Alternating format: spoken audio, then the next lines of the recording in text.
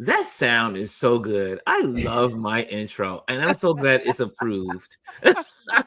I'm never changing it. Never, ever changing that. Oh my God. Oh my God. I am never changing it. It's so good. It's so good. And I'm so glad that I get to share the monetization with. I mean, you have the choice to share the Right. monetization Yeah. with Yeah. the music person. And I don't mind because I really love that sound. It makes me happy every time I pop on. So anyway, you see who I'm with today, y'all. Miss Gwendolyn Houston. Jack.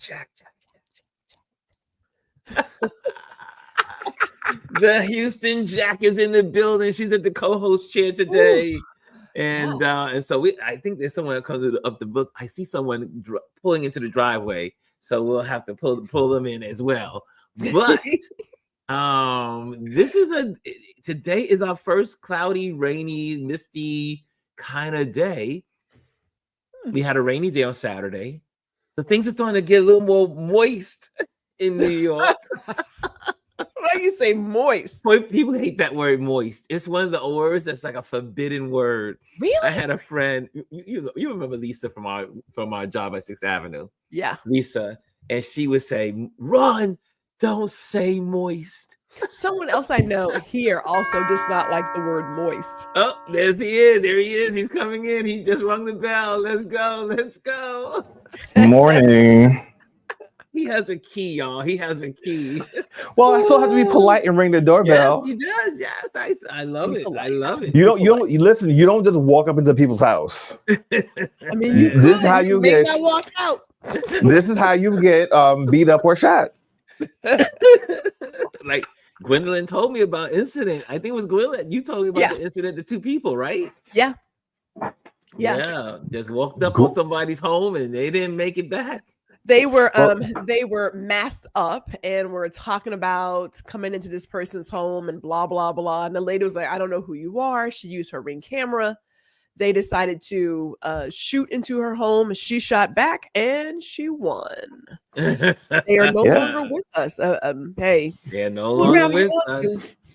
Fool around you want to. People will protect their home here. So look.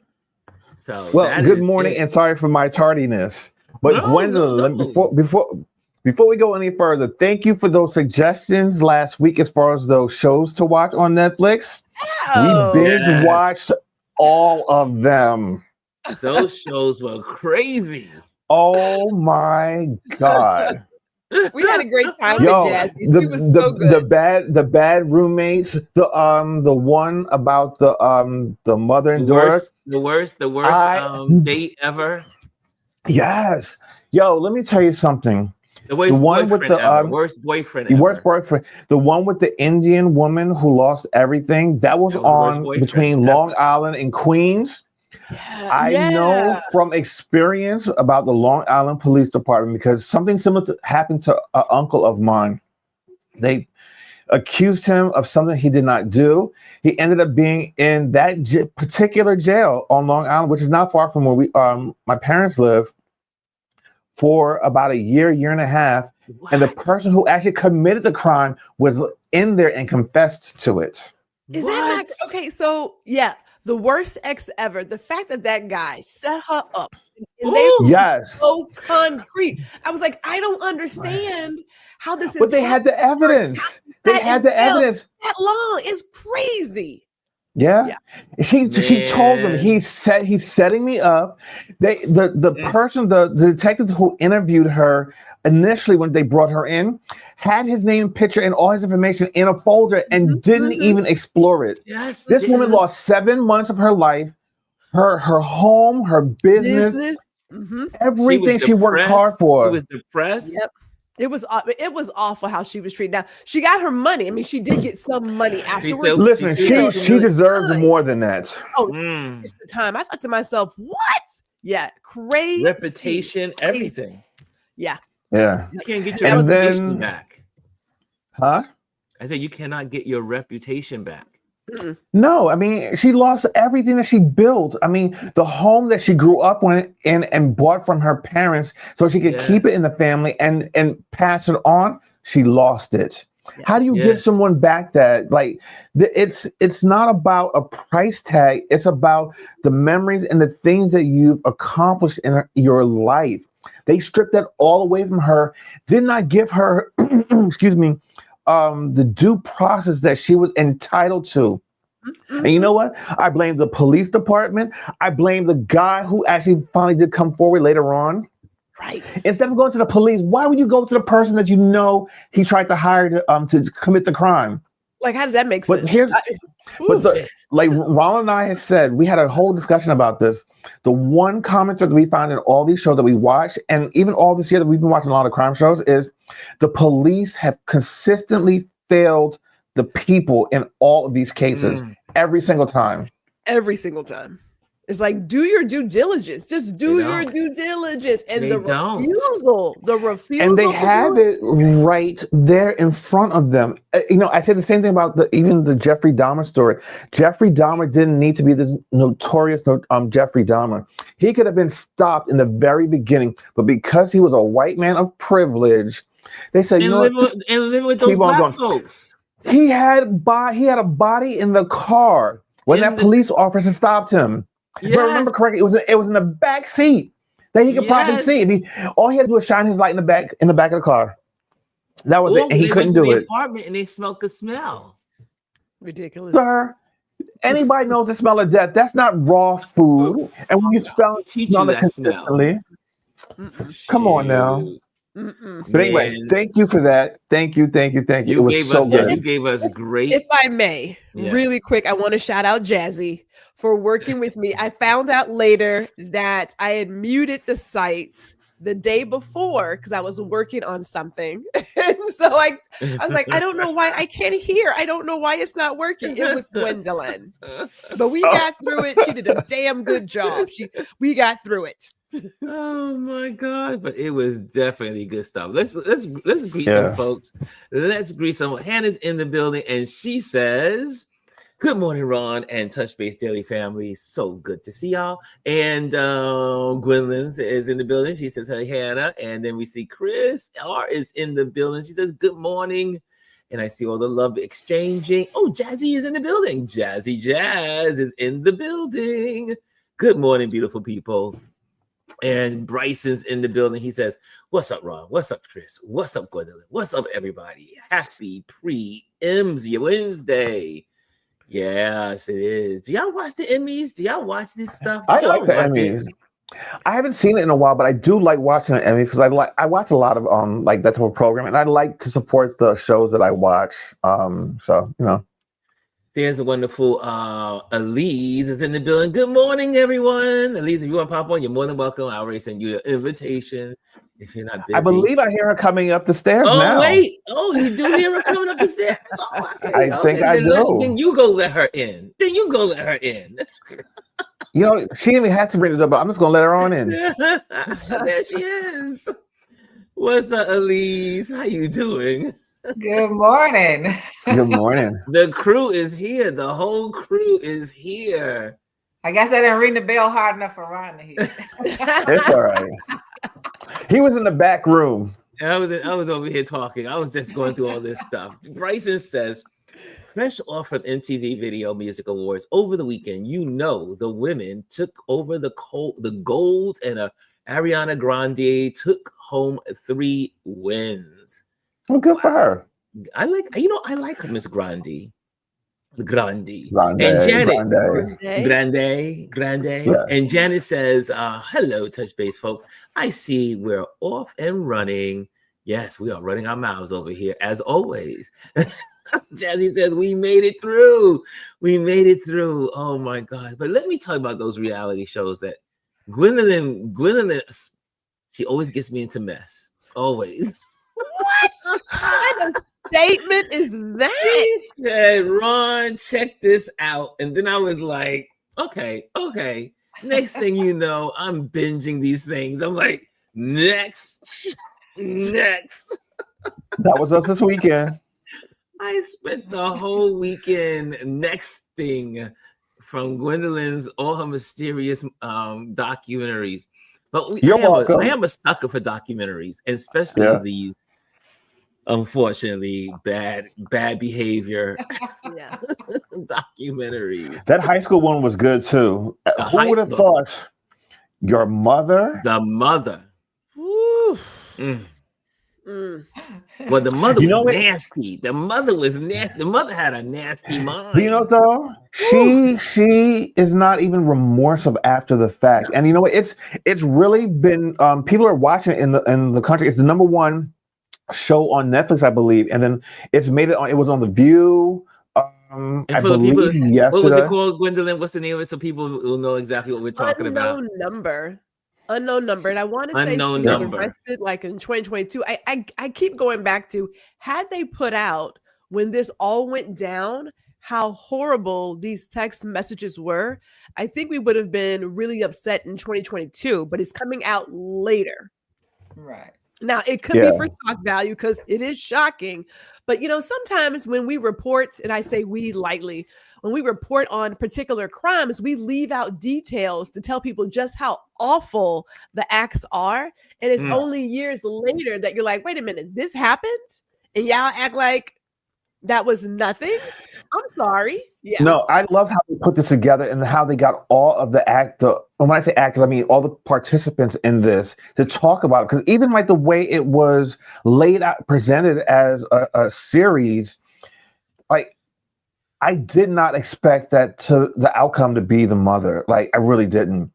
And then it just started to unfold.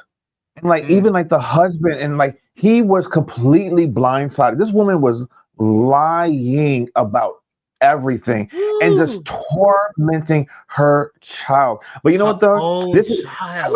I was watching The View. I saw a clip of The View yesterday. Because they were talking about this. They said that she had Munchausen's proxy. That's what Gwendolyn said. For the digital age. Because it's the exact same thing, but this is for the digital age, because this is exactly what she did. She hurt her daughter so that her daughter could be drawn to her so she could heal her daughter. Ooh. But the toxicity of this mother, and then because like now she does not have, she's not allowed to be around her. I believe all they can do is communicate via email. I don't even know if they can do it via text. But the daughter still wants a relationship with the mother. And here's something I said to Ron when we were watching it, or after it was done. I said, you know what? The sad thing is, I believe that this young girl is going to probably end up doing something similar to her daughter or to someone else, because you have to make a conscious effort not to. I don't know if she knows how to, because if you listen to the way she talks about her mother and just like the whole, like, she loves her mother. She loves her mother. She wants nothing more than to be with her again. I understand because that's your mom, but like, girl, your mother like destroyed you. Child. I hate to say it like that, but she's an only kid, and her mother put her in this very small, sphere. And fishbowl. If you're a young person and your mother is the hero to you, you can get caught up in that. But when you separate people from the foolishness, when people get out of their element, it's a 50-50 chance of, now I see this person for who they actually are. And Jasmine and I talked about this. How they edited the ending was suspect. You have her as an older age in the gray sweatshirt, but then she's younger in the pink. And the pink felt like it was just happening. So you ended using her words when she's younger, not when she's older and gone through. I didn't pick up on that. Yeah, Gwendolyn, Gwendolyn pick it up. Gwendolyn needs to go to the police department. And the mother, I mean, I want everybody to understand the mother is still sick. Yes. Absolutely. I didn't see anything, that's the only one of that was on the multiple list that I watched. And I didn't see when did the child get therapy? Who got therapy? Yes. And where was the they didn't therapy? Yeah, and the one big question is, who's compensated for it? Who sold the story? Yes. And who's getting compensated for it? It's like I think there's a lot of stuff a lot of unanswered questions, but I think the biggest, when you listen to the mother when we're talking near the end, you can see the sickness she's still sick. Yeah, she's still there. And the daughter, she compares herself to a drunk driver. Right. And the daughter needs therapy because but it also seems like the daughter has what the mother, the impact of what it had. And of course, there's always a risk that the child, if she goes untreated for do the same and gets thing. therapy, could repeat something like that. Yep. But you know, you never know. I was like, this show that, like I told you guys last week on Friday, I said, when I don't ever call Gwendolyn past 8 o'clock. I just don't call people after 8 o'clock. I was on this show. I said, I gotta call her right now. Gwendolyn, you want to play? He was like, because he knew I don't call only past. recording some work, but yeah, sure, let's talk. I was done. And then after I finished that documentary, then I went into the worst boyfriend ever. The worst ex. The worst ex, yeah. Yeah, and it's four individual stories, but awful. Woo! Awful. But And okay, again, so here's the deal about each of these, if I may. yes. It goes back to our justice system and the policies that we have in place. Oh, Women are second-class citizens, and the way that we are treated, for those who have watched it, the very first victim of that guy was a Black woman, and she was like, yeah, okay, whatever. And then even the second chick was like, I think Hispanic or something. They were like, yeah, well, we're trying to help you, but still, whatever. They wait until, I hate to say it, this white girl, knocked out of her mouth. yes. And even then, it was too late because he went and unalived 2 other people. Yes. If you would just listen to women, all women of all ethnicities, but you know, hey, whatever. It could have stopped with the Black lady because when she went, I believe she took him to court and then he never showed up, and he actually went back to Vegas again and did this to other women. And the thing that gets me, there was, which one was it? I think it was this. Go ahead. What were you gonna say? Oh, with the black woman, the girlfriend, she called the police, and then he slashes his own face, and then she gets arrested. Yeah. Which one was it where the wife sister was murdered because they thought that they were killing the wife? Which series was that? They was killing the wife. You know what you know what I'm talking about, right? That is the exact same series. Okay. A Black guy who paid his cousin like $2,000, and his cousin and his girlfriend were he never even got paid. He never paid him. Offered him the money. He never paid him the money. He never paid him. No. He paid him because they flashed the money. Right. You're right. That was the wrong one. And it goes away. First of all, these young people could never be quality criminals. Okay. They literally posted everything. Is put your job out there and your crime out there and leave all the evidence. That's not what you do. Okay. It's not what you do, people. I can help you in that area, but so they just went in and the first person he saw, he took out her sister who had just got married. Got married and was there to care for her kids because she was out of town. He was in New York on a conference. Yeah. Netflix was on a roll. Netflix is on a crime story roll. Listen to me. Hold on. I got one more for you. And I don't know if you guys have seen this one, but it's called The Worst Roommates Ever. The first episode is of this older white woman. It was based, I think she was in like Texas or something like that. But basically what she did was she was taking older people like that were unhomed, that didn't have family members that were really looking out for them, taking them in, drugging them, and killing them. No. Yes. There was this one woman. There was one woman who said, "Listen, I think you need to go there and investigate, and then before you leave, go to the backyard and just dig up the backyard." Yes. And they digged up the backyard and they found 7 bodies in the backyard. Way. Is this on Netflix also? Mm-hmm. This is on Netflix. It's called Netflix is on a roll. Yeah, Worst Roommates Ever. It's actually 2 seasons, and we're only on like episode 3. The first episode is the best episode out of all of them so far. But this woman, because she was a white woman, she was able to get away with. She had a rap sheet as long as my arm, and she kept getting away with stuff. And she was on parole, and she was bringing people. It was against her. It was a parole violation. And even when her parole officer came, she said, "Well, I'm violating my parole."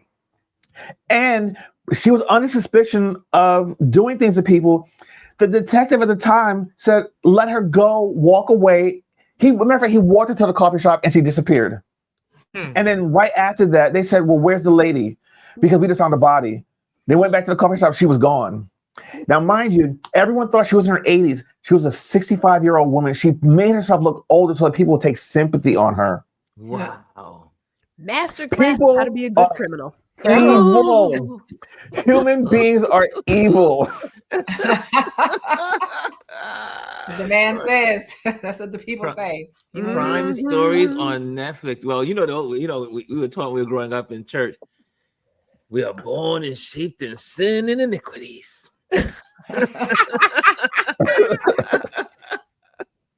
Lord, you just sit there and say, it's like, how do these people think they can get? But in this day and age, how do people think they can get away with it?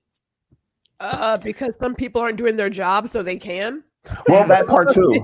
And there are some really slow hands of justice. Yeah. Stuff is happening. And, in regards to women, yes, you can get the protection order, and even that doesn't always protect you, but at least you put something in place. But even with that, you can go in for a protection order. And they're like, are you sure you're really in danger? Are you positive? Are you sure? It's like, this guy threatened my life and the dog. Wait, the dog? Oh, no. Yeah. The dog, right? Exactly. And not the girl, the dog. No, they care more for the animal than the human beings. Right. And then, we have, just to talk about women and their safety, is when you hear the quote unquote occupant in that White House say that some of the crimes, when men might have a little fight or something with their wives. I heard that. Oh. And you have the vice president who before, early on said that, women should stay in abusive relationships. Yes. So you think about that climate that's out there for women as they become. He is saying it's okay to abuse your wife. It's not a big deal. The Handmaid's Tale. It's the Handmaid's Tales. Well, I told my husband, I said, they say about the man getting a fight with his wife, right? I said, what happens when she kills him? Oh no, she's going to jail. But if he kills her, he's not going to jail. Had a little fight. Yes. I was fighting back. We was having a fight. He got killed in the fight. I can see her doing it. Well, don't mess with Elise. Don't mess with Elise. Elise. I wouldn't put nothing past Elise. Honestly, Elise is and Gwendolyn. They ain't gonna play with you. They are not playing with folks. I remember telling my mother that my husband, I was talking to my mother on the phone, and my husband was sitting right by me, and she said something. I said, well, he would die. No, she said, what would he do about that? I said, nothing. I said, because I told him if he put his hand on me, I hope his mom got a blue or black dress because she gonna need it. Ooh. And my mother was like, what? I said, yeah, nobody's putting their hands on me. Now, y'all have to remember, I was raised by a father. Yes, right. A real father. Yep. The only people that you didn't fight were your siblings. Anything else, anyone bothered you, he said, do what you got to do. Do what you got to do. That came from my father. My father was not one that said you had to take abuse from anyone. That's right. I know that's right. Now, we were raised that way, too. My father said, if they raise your hands, it's time you got to raise them too. Yeah, so we got to raise them too. But to have leaders, people, these people who are leading a place, a country, reduce women like that, and these quote unquote Christian bros out here who and how they talk about women. We as women have to start really being even more cautious. You were already not valued when you told people things about it or protected, right? As Gwendolyn said, people put protective orders up all the time, end up either maimed or murdered all the time because they tell you, oh, well, he hasn't done anything, so therefore, and he walks the streets. And so because women are still unprotected. May I add one more to that? Yeah. Down here in Texas, there was a case where there was a black guy in Beaumont who killed his wife. Now he was abusive. I forgot. Like we're on YouTube. I can't say that. He unalived his wife, right? And he was so abusive. He had cameras all over the house. And of course, the part where he is doing the deed goes missing. Right. So it's like I think like a minute, maybe 2 minutes. It's always that minute. Missing. Could have been the internet, could have been this, da, da, da, da, da. And he had all these reasons. He was out on bond. I want to say he was out on bond for like 7 or so years, maybe 8 or so years before they went to trial over that. I mean, it's just how Black women's lives are valued is a whole nother conversation. But I shared before, I'm gonna share it again. My grandmother, of course, different times. There was domestic violence back then, and domestic violence with Black couples were like, that's just nothing. But my mother confirmed it. My granny was she was attacked. She cut off a man's breast. She couldn't confirm if she hung it on the tree or not, but she said, yeah, she sliced it. She sliced it off. She sure did. I was like, what? So do what you gotta do, ladies. Do what you gotta do. So it runs in your family. When Gwendolyn told me this story, I said, "Oh, this is where you get it from, Gwendolyn." Yes, this is she comes from. It's in her stock. She's like, "Oh no, she did it. She sliced it." I was like, "What?" But yeah, my granny always said you hung it on a tree. I was like, "Did you really hung it on a tree?" I said, "Wow." Yeah, so you can remember. Don't touch me again. Don't touch me again. Hey, but if I may interject, when it comes to gay couples, it's another thing. Gay couples have these same domestic problems as well, and they go and report it, and the police act like, it's just them. I've had friends that they reported to the police and they just like, it's just 2 girls, it's just 2 guys. No one cares about these amongst the women. Some of that abuse is like beyond words. No, I ain't going there. I ain't going. You don't stop me. Everybody would just die. I'm telling y'all now. Nobody. I look good in orange. I tell people all the time. I'm not that woman with a lot of words. You know how kids used to come up to you and start stuff. I remember sitting in the cafeteria in high school. Girl just yapping. And people like, she's talking to you and she's talking about you. And at the end of the conversation, I said, if you ever touch me, you'll die. And I went back to eating my lunch. That's all I had to say. I said, because words are that, but you touch me. Words, little that's words. That's a whole different thing. Little words and lots of action. You're not going to, if the touch is violent, you're not going to survive it. But I think it just always reminds me of, especially for Black women, I will never stop saying Malcolm X's quote, the most disrespected and unprotected person in America. And we see the proof now as a Black woman. Yes. Yeah. She's still, since you bring that point up, there's this, it was in the news. I don't know where I saw it. Maybe it was this weekend, and they were sharing how there are a lot of Black girls and Black boys disappearing in Georgia. Have you guys come across that headline? I saw a report in Houston, and they said, and then they said it's happening around the country. These young black boys and girls are turning up missing around the country. Well, at this point, it was Georgia, and they're disappearing.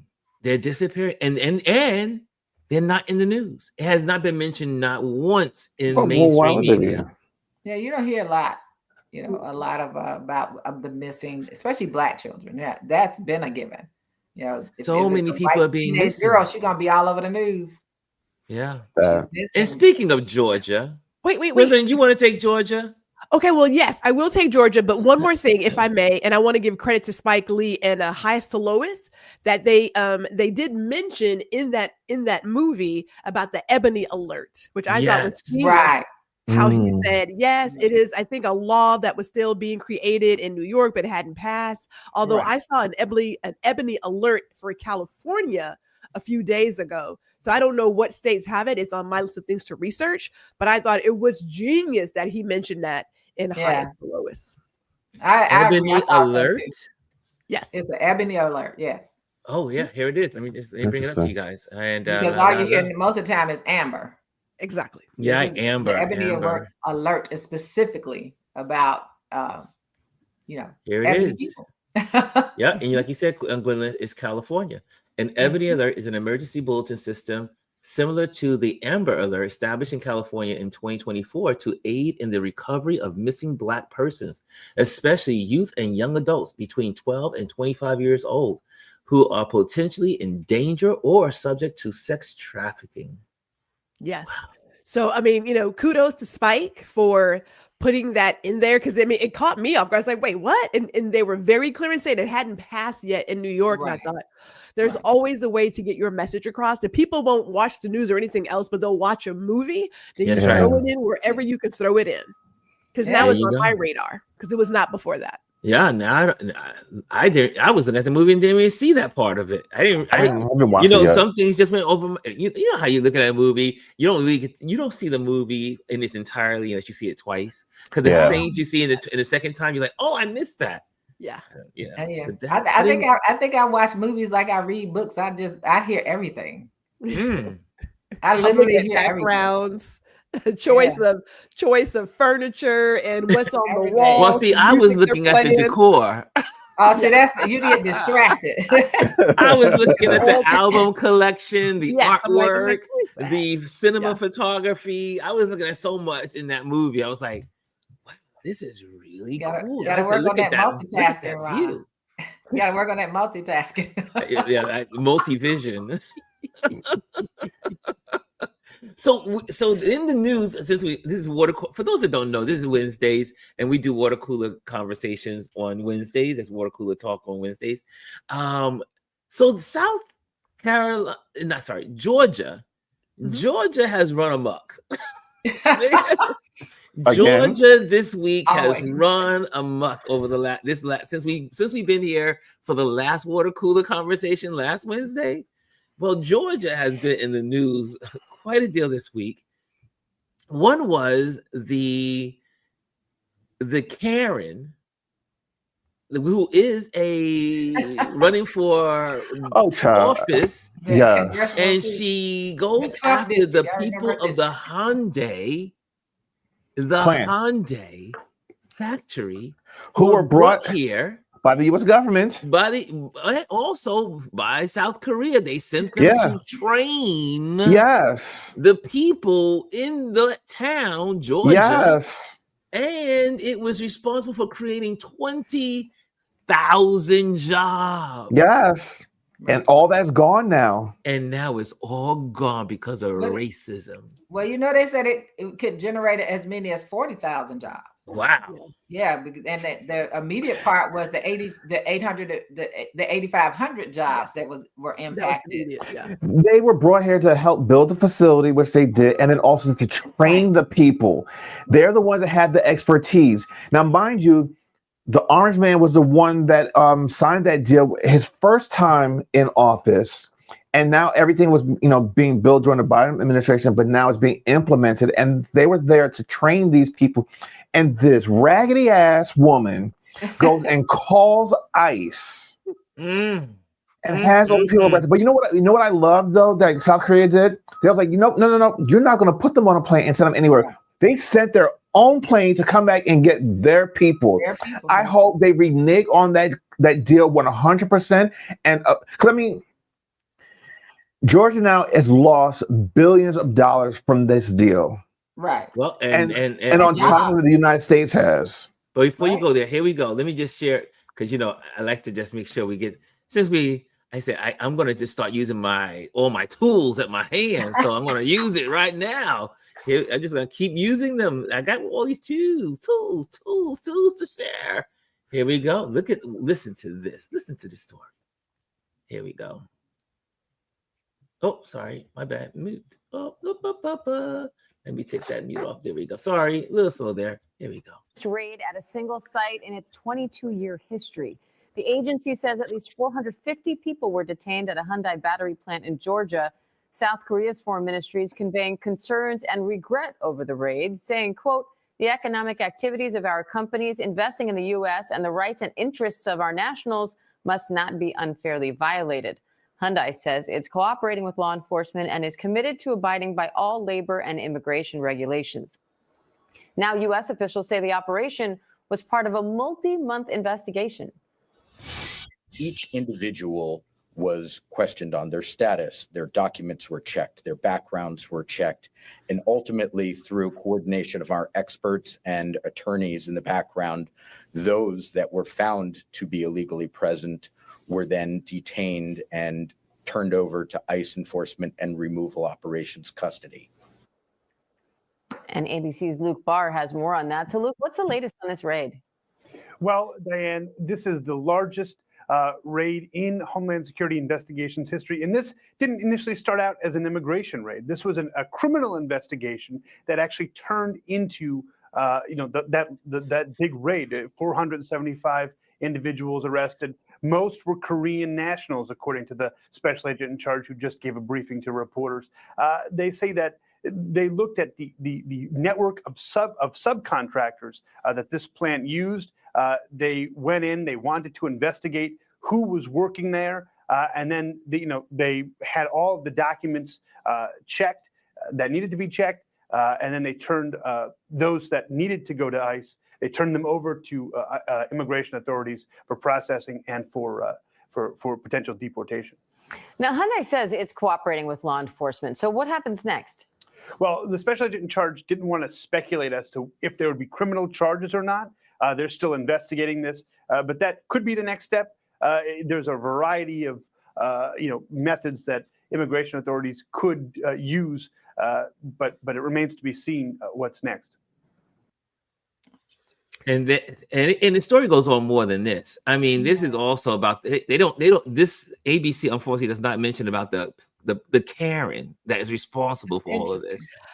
Well, here's the part that I also don't like on how it's being reported. Yes. Is that and I looked at a number of different resources. Yes. They claimed that there were 4 Latino people they were looking for. They go in and see all these other people.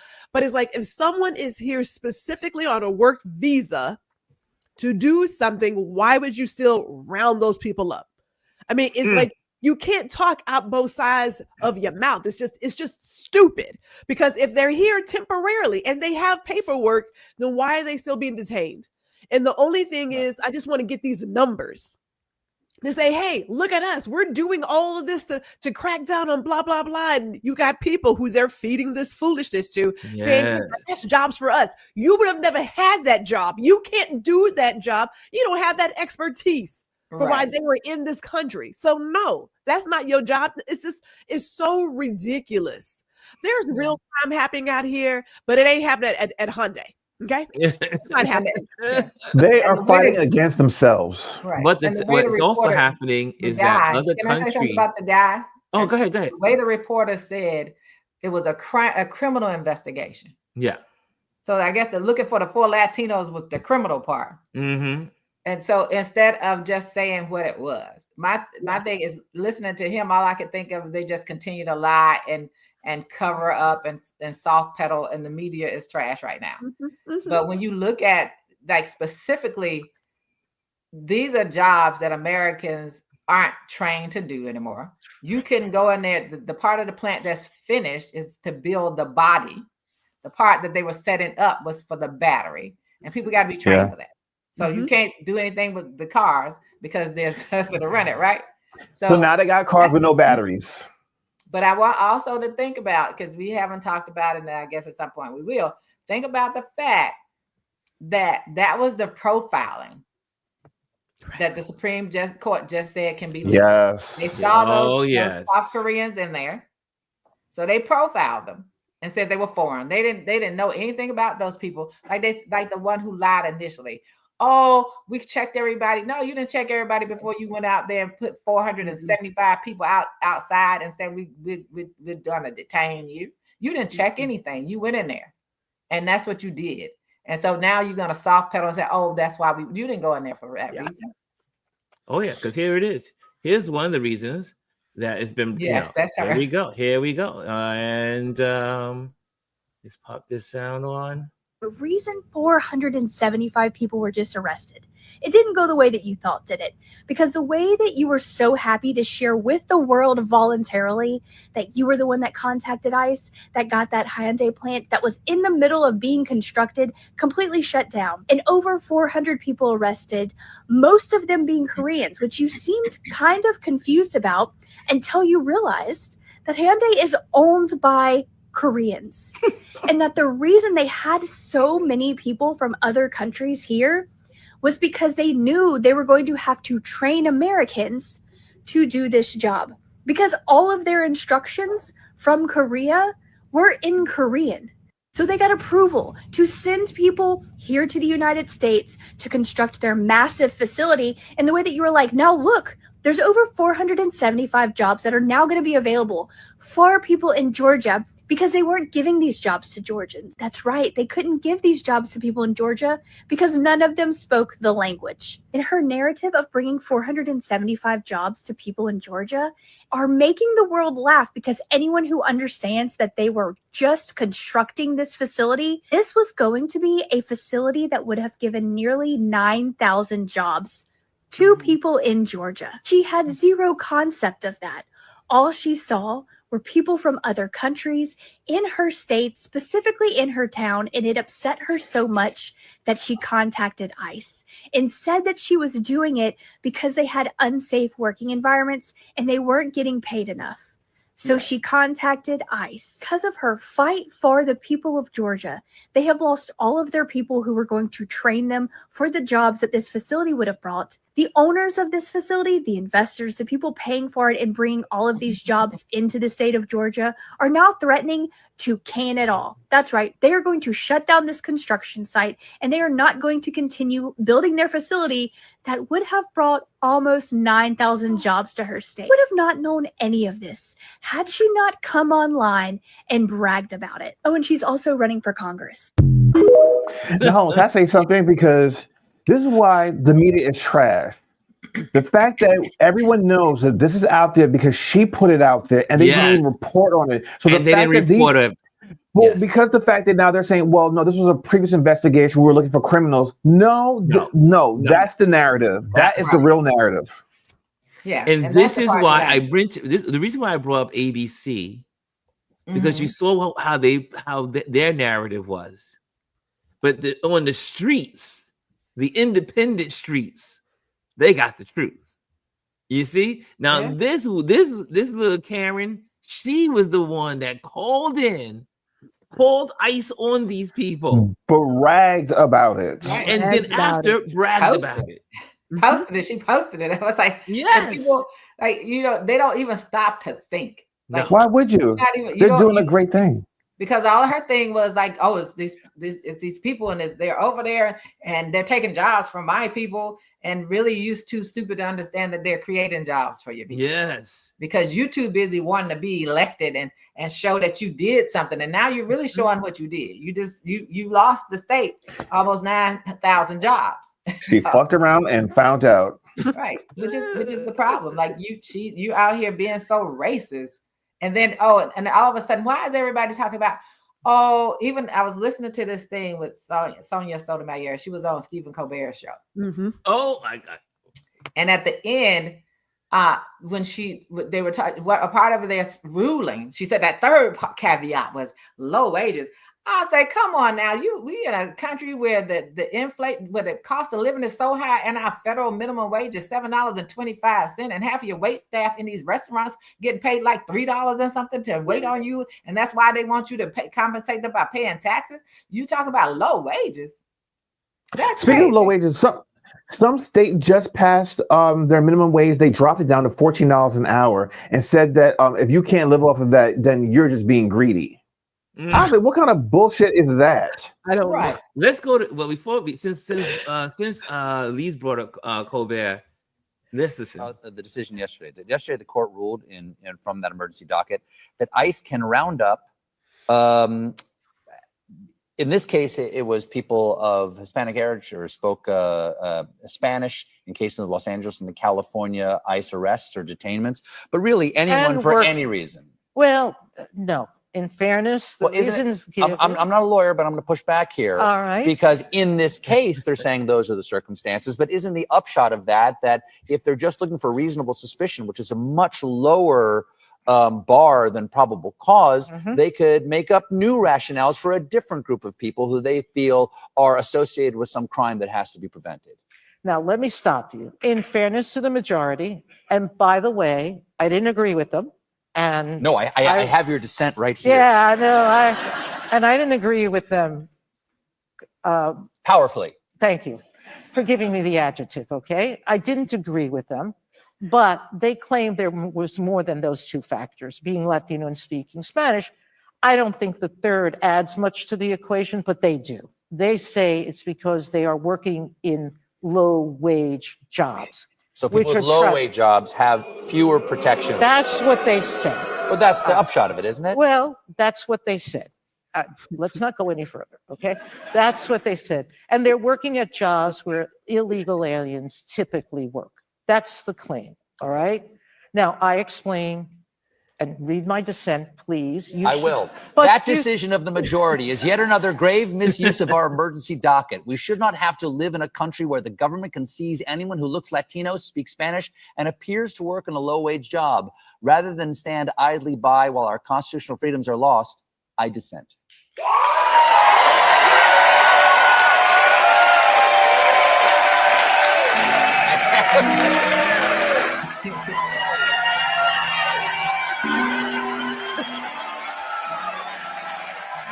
I have the whole thing here. I know. I mean, yeah, the court ruling. And listen to what she was in her thing that's really important for us all to hear, because people spend a lot of time wondering, how did that get to them so fast? Because they put it on their emergency docket.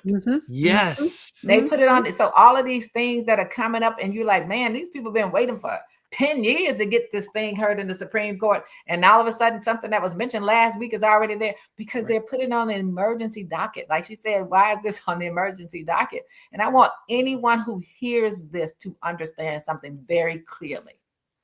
This was not merely about Spanish-speaking individuals. That's right. This is about anyone that they want to do this to, that English may not be your first language.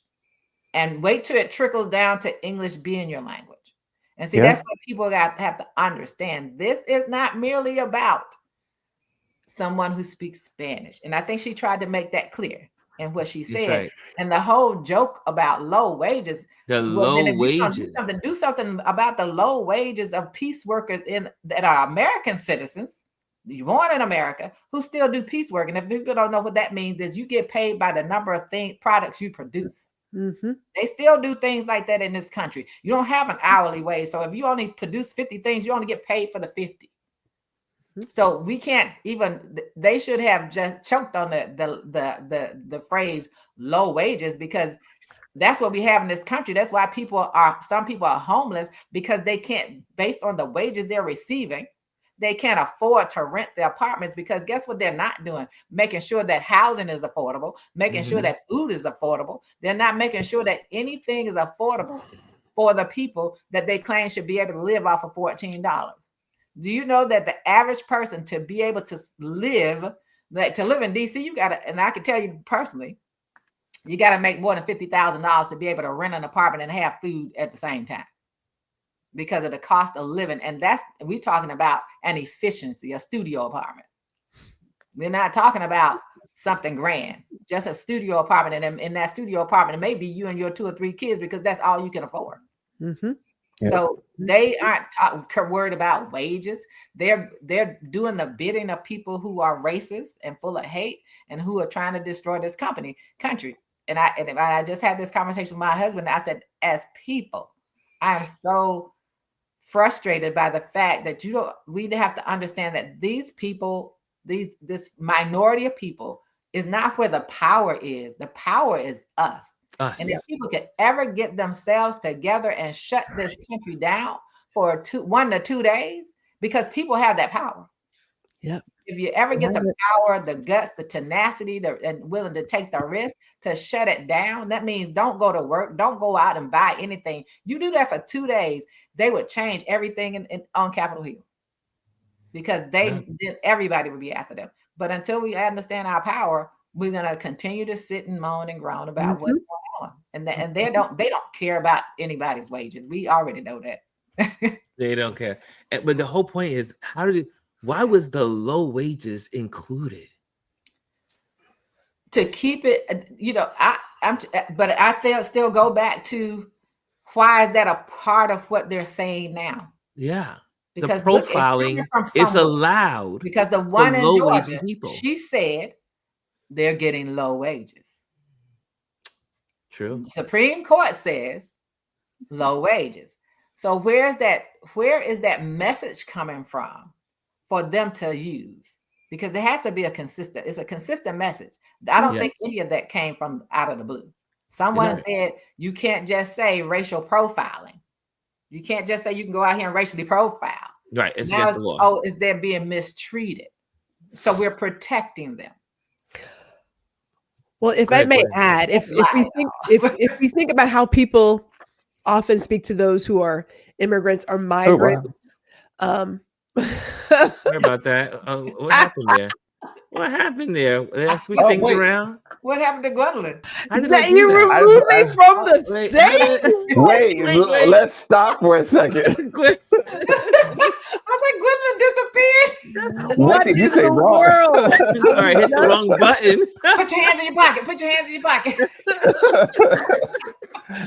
Let's do this. Ladies on top. Thank you.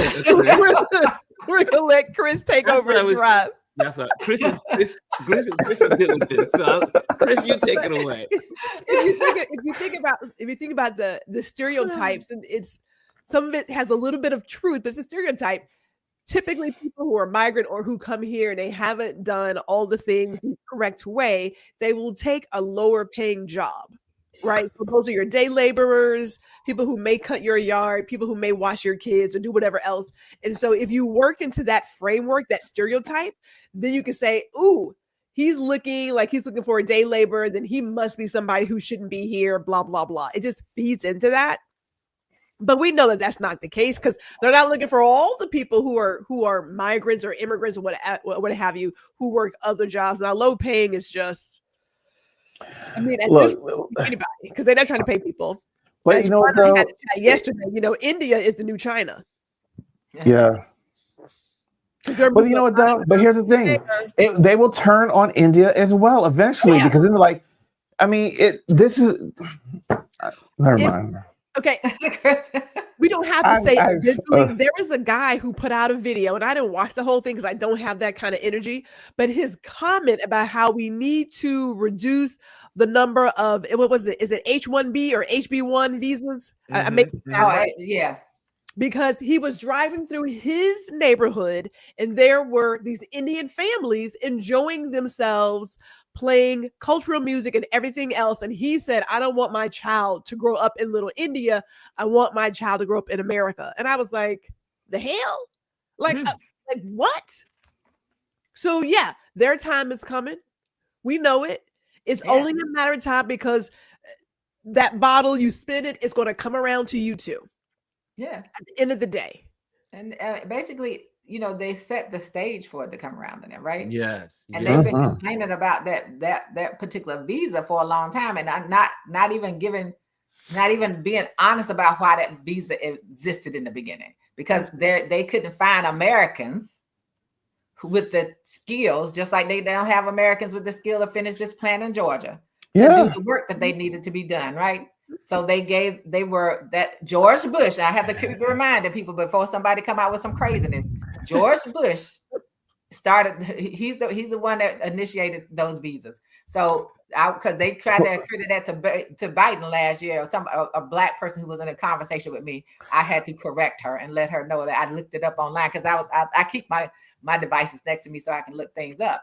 And so they're going to come, the Indian country, India, they're going to come for whomever. No one should rest in this. But listen, these visas were there, and they brought doctors, people from Silicon Valley. A lot of the people in Silicon Valley are H-1 visas. Right. I mean, people in the financial institution, and you have to prove that you're worthy to have this visa to be here, like to take quote unquote an American job, or that you can do the job that someone else here can't do. Right. So, I mean, it's not a simple process. It takes years and lots of money to get that visa.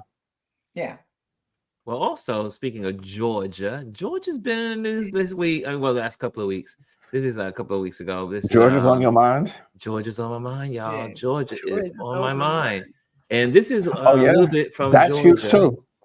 This is a good one too. Let's see. This one's not audible. This is just a slide. Yeah, Marvel's packed up and left. Marvel Studio abandons Georgia filming location to lower production costs. Some people say there's more to the story. No, it's not just about that. Despite filming 20 movies and shows in Georgia, the global franchise will use Disney's lease in the UK for cheaper labor and to avoid subsidizing healthcare costs. According to the Wall Street Journal, this move emphasizes the growing decline in Georgia's film industry, with production spending dropping by 50%. But there was more to this story. There was just one piece of the story.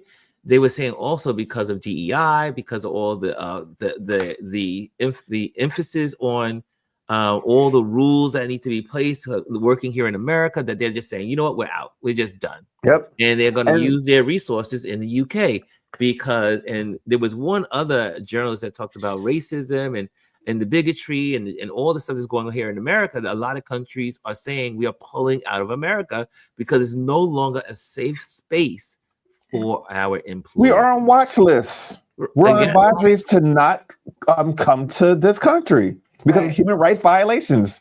Yeah. We've never been on that list before, and we are on it now. I mean, you have to, because they're literally stopping people at the airport. Yes, sending them back to their countries from the airport because you didn't like something that they found on your phone that talked about the vice president or something else. Somebody overheard you saying something, so we're sending you back to your country. Why would you feel safe coming to America? I felt perfectly safe going to Vancouver. I felt welcome there in that country. I didn't feel unprotected and unsafe there.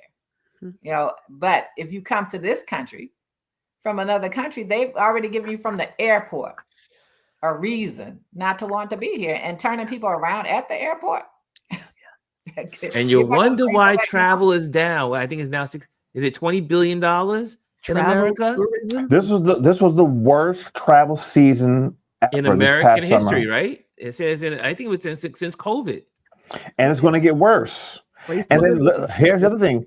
You're talking about COVID. COVID's going to get rampant this winter. Right now, a lot of states have high levels of COVID. As a matter of fact, Delaware is one of them that has a high level of COVID. California, Hawaii, Alaska, Texas, high levels of COVID. And now, like normally I would just go get my flu shot and COVID shot together. I have to have a prescription from a doctor to say that I can get a COVID shot, which I've been getting COVID shots over the last several years, every year with the flu shot. You can just go to the CVS and get a COVID shot. Yeah, so Don, if you watched Don Lemon this morning, he was talking about how he had to prove that he deserved to get a COVID shot yesterday when he went to go get his flu shot. Isn't that crazy? That's so crazy. Ridiculous. Like these maniacs. But they want, I'm telling you, they want to unalive us. Risk. They want to unalive us. Is the medication still available? There's the medication that you could take if you got COVID.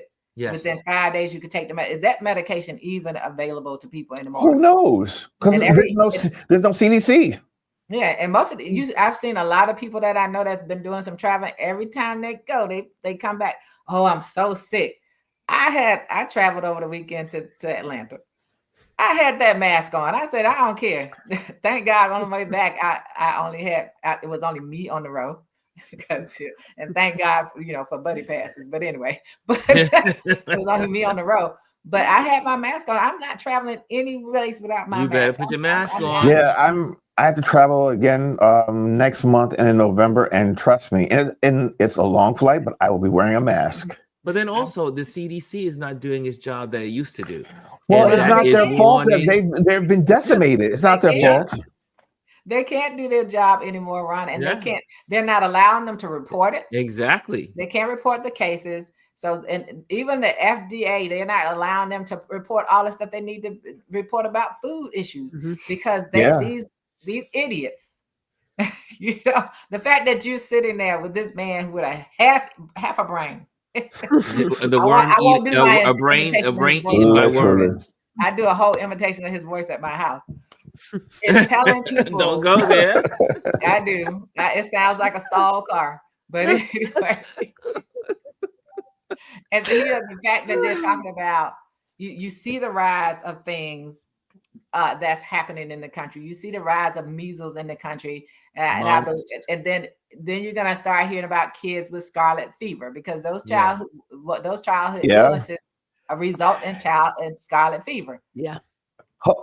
You're going to hear about that first in Florida because Florida is getting rid of all of their vaccine mandates. And the person they have up there, first of all, he needs to get some lotion and some Vaseline. And some chapstick for them ashy lips. Jesus, Vaseline, something. That man, I told my husband, I said, both his lips chapped. Go. I mean, not chapped, ashy. He just had ashy lips. I said, where they get these ashy lips? Oh my God. But anyway, that's Chris's fault. but that's like, that is ridiculous. I mean, all of us are alive today because of the vaccines we got before we went to school. We couldn't go to school because we had, for decades, generations, none of us are sick or whatever. And now all of a sudden you've got all these parents that have misinformation and listening to these crazy people that are vaccinated. Or everyone that is doing all of this, they're all vaccinated. And their children are. Yes. Yes. But yet still you're listening to them telling you not to vaccinate your kid so your child can get measles and die.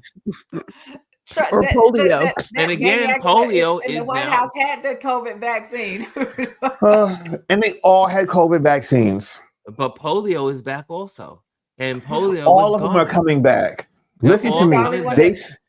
They say that we're going to have another pandemic sooner than we believe because of things like this. There's no CDC, there's no warning. So when this stuff happens, because there's outbreaks all the time across the world, but because there's infrastructure in place, you're able to tamper down these things before it starts getting global. I mean, COVID was something that was new that we had never seen before. Who's to say it's not going to happen again? Can you imagine if it happens again? And the thing that gets me is that under the Orange Man's administration, he was the one, it was the CDC, but his administration developed the drug, the vaccine that helped us to move past COVID. He didn't implement it, but his administration developed the people that worked underneath of him. And the people researchers. But can we be honest with that? He only facilitated and used the people that were already set up because of the Obama administration that set up a game plan for outbreaks. Right. Absolutely. He didn't do anything new. Right. Absolutely. The resources were there. He was like, oh, it's going to be gone in 2 weeks. So he really didn't initiate a lot of stuff. And of course, just put a little bleach in your arm. You'll be good. And then the one that worked, the black woman out there, the guy who worked with her, his name, we call him Bernie. I actually know him. Like the woman who did GPS, I've met her before. But I actually know the one that was working with her. And then the kind of pushback they were giving them about about the COVID vaccine and how, what the companies want to do. So that's why I ended up taking Moderna, because I knew who developed that one. I was like, that's what I want. But the point is, he didn't care. He was like you said, he was telling people, well, what happens if you inject bleach? What happens if you do blah, blah? You have people out here doing stupid stuff and dying. And some people did it. People did it. And died from doing stupid stuff. And Mitch McConnell, he was upset because of the polio stuff, because he had some impact with that when he was a child. Yeah, I believe he had polio when he was younger. Yeah. So you're still not pushing back. So here's the thing that gets me, and since you brought him, I want to touch a little bit on it. You do not have the right, or you don't get the right to sit there and complain about saying, oh, how he worst president ever. When you would sit there and you promoted him, you put him back in office, and you did all the things to allow him to be in that position. All these Republicans, and even like Marjorie Taylor Greene, that she has no right to say certain things and to like promote, like, oh, release the Epstein file. Let me tell you something. It only benefits you now because you're trying to get reelected. You put this man there. You put that man there. You believed everything you did. You voted with him on everything. So and don't come to me with that crap. Exactly. Continue to vote with him. And then my thing is like when people hypocrites. And when people started showing them about Don Lemon and his sympathy, which I ain't understand with for Nancy Mace, I was like, get out of here, Don. But anyway, because these people they voted for someone who bragged about SAN women, who was found liable of that. Yes. And bragged about it and talked about it all the time. Don't stand there and tell me how much compassion and empathy you had when you had none, when you encouraged people to vote for this person. Yes. You had this record. The person that you already knew before this 24 election was best friends with Epstein. You knew that. You saw the pictures. You saw him pictures with little girls in there, blonde-headed girls that look like his daughter. You saw those pictures. Don't come with me with that crap. You're not sincere. And then you go back and vote for whatever stuff to just continue destroying this country he wants. You're still voting lockstep in here, still giving him praises, not hold him accountable. I don't want to hear that because it's all hypocrisy and it's all lies and all smoke screens. None of those people who were up there on that Republican side pouring out all their compassion about this, because they still want to redact all the Republican names out of the paper. Tell me about how compassionate and feeling you are. And yes, you may have been SA'd at some point in your life and it triggered that, but you should have been triggered by a man who was talking about that before and that you have been supporting this entire time. And was convicted. And was found liable. Found liable, right? Liable. And still trying to keep from getting to pay her and trying to get her to go to the Supreme Court. Yes. So he doesn't have to pay her money. And he did it. Anyway, on a good note, I always like to listen to this gentleman, pastor from Chicago. And this is about less than 5 minutes, but this is how we'll close. And I think it's really cool that this is something that we can end on. And hold on a second. Here we go. Pop this on the screen. And we are ready for this moment from the pastor from Chicago. Person who is occupying a temporary space, public housing in Washington, D.C., has been making statements about the city of Chicago to send federal troops and ICE and Homeland Security. I wrote this, and I hope those in D.C. and other places will hear this, a poem that I wrote for our 5 minutes at this moment, entitled, Keep Our Name Out Your Mouth. Keep our name out your mouth. You do not know the beauty of this city, some call the Shy, the city of big shoulders and broad dreams, the city of rib tips, Italian beef, deep dish tamales, hot dogs, no ketchup, please. We are the city that is a patchwork of God's creation, formed by the great migration of Mississippi, Memphis, Arkansas, Mexico, Belfast, Warsaw, and Rome. We speak Patois, Creole, Spanish, Igbo, Hindu, and Korean, all with a Southern and Midwest drawl. Don't speak our name if you are blind to the work of DuSable, the words of Gwendolyn, and the brush of Burroughs. Don't speak our name if you don't know we invented gospel. We are the spiritual home of Thomas A. and Mahalia J. Don't speak our name if you don't know Bronzeville birthed Lorraine Hansberry, Marlon Gibbs, and a king named Nat Cole. We are the city of muddy waters and buddies named Guy. Christmas is not Christmas until Donnie sings This Christmas. Don't say our name if you don't know we held Fred Hampton's heart, Harold Washington's soul, gave Common his light, Chance his coloring book. No name, her sundial. We are the spoken word brilliance of Binky to Leslie, literary icons named Upton, Saul, Jane, and Eve Hewing. This is the city that kept hope alive. Run, Jesse, run. And forced a Barack to campaign on hope because a reverend named Wright helped him to see the dreams of his father.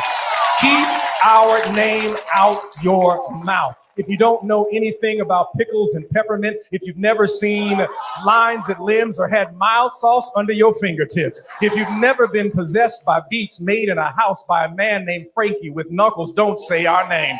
To quote Sylvia Hewing, Chicago is poets and playwrights and blues. Chicago is the second city of improv with the sonic wonders of Megan McNeil, Liz Wright, and Isaiah Sharkey. Don't say our name if you've never nodded your head to beats by Bucket Boys, smiled at West Side Footwork, laughed as Unc and Auntie stepped like ain't nobody's business. Don't say our name. You've never seen the beauty of Bronzeville, Love, and Roseland, Genius and Garfield, know the history of Pullman, and seen hard work in Chatham. Keep our name out your mouth. If you've never been to the Point or cruised down Lakeshore at dawn and decided to pray because you are thankful you live in a city with such beauty and sublime potential, keep our name out your mouth. We, the people of the Chi, the Black, white, Latino, Asian, Jewish, Muslim, Christian, Catholic, Hindu, Buddhist, Sikh, sanctified, holiness, humanist, agnostic, and Anglican. We, the people of this place called the Chi, from the south to the north, to the east, to the west,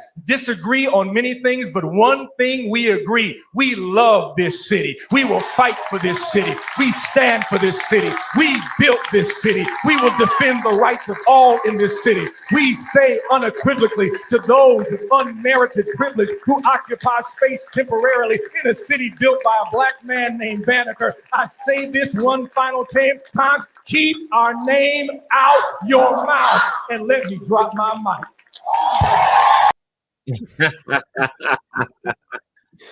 So there you have it, guys.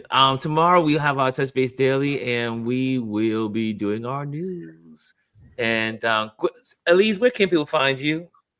At Elise, that's SALIEZ _ on Instagram, and Elise Stallworth on YouTube. Gwendolyn, where can people find you? GR Houston Jack on YouTube, Black Power Bunny on Instagram. And she is a power bunny. And Chris, you can find me at constantly _ changing the number 4 me on Instagram, Blue Sky Threads, and on YouTube. And you can find me here every day at 11 o'clock, popping in. However, tomorrow I'm gonna try to be here on time. Chris may be at the helm. He doesn't know it yet, but now he knows. Oh, okay. I gotta take my mother to her dental appointment, so I gotta do that tomorrow at the nursing home. So I'll be doing that. But it's early in the morning. I should be back, but just in case. And but other than that, thank you guys for joining us today. I hope you got some information in here. You're informed. You walked away informed. You walked away encouraged. And tomorrow's a new day, and today's a new day. Let's make it happen. Let's live it. Live life like you mean it, and focus on what matters. See ya. Hello, and thank you for joining us today. Make sure you hit the like, the subscribe, and leave a comment on this video. I would love to hear from you. Thank you again. Until I see you next time.